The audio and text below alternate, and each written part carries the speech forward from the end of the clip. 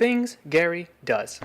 So a number of years ago, I was walking through a graveyard just outside of the city, and this was probably about 8 or 9 o'clock. The sun had pretty much gone down. There was still a little bit of light going on, but I was the only one in the graveyard walking around the gravestones, and I was just passing a very large structure. It was not a cross, and not an obelisk, but it was some sort of ornate pillar of some kind.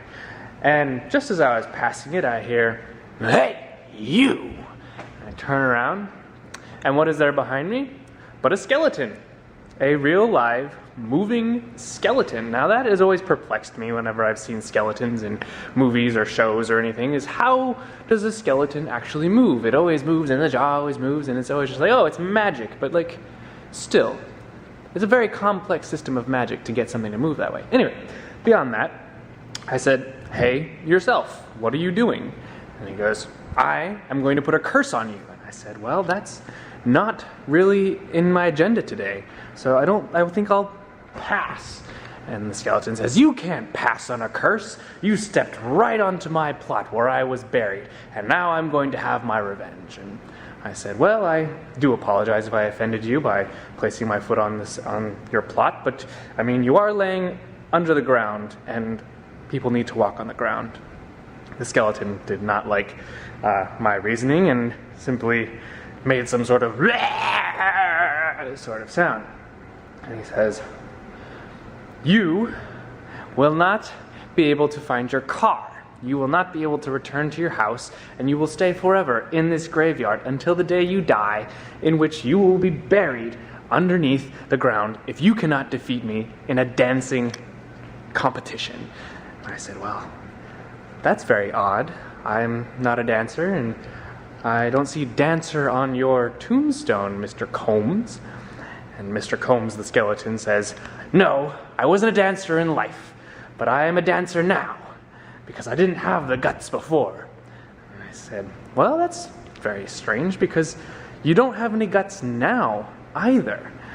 Mr. Combs glared at me, or what I assume was a glare, because the eye sockets don't really move on skeletons, and so just kind of like looked really hard at me, and I assume he was glaring at me.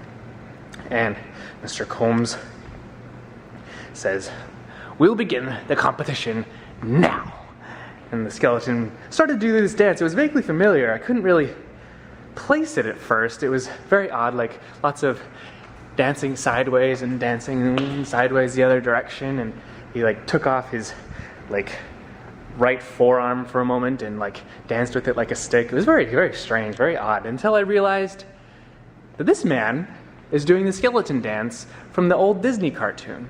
And I said, "Hey, you, that's plagiarism, and you can't dance that dance and call it your own, sir."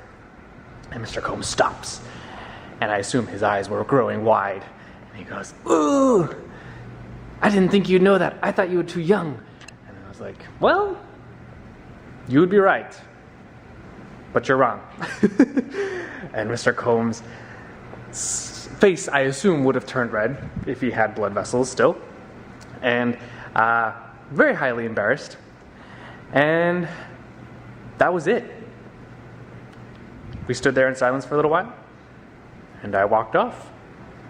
And I don't know if he's still walking around there, or if he's caught some other people, or if really there was even a curse, or the man just wanted to dance. But that's my little story about a skeleton.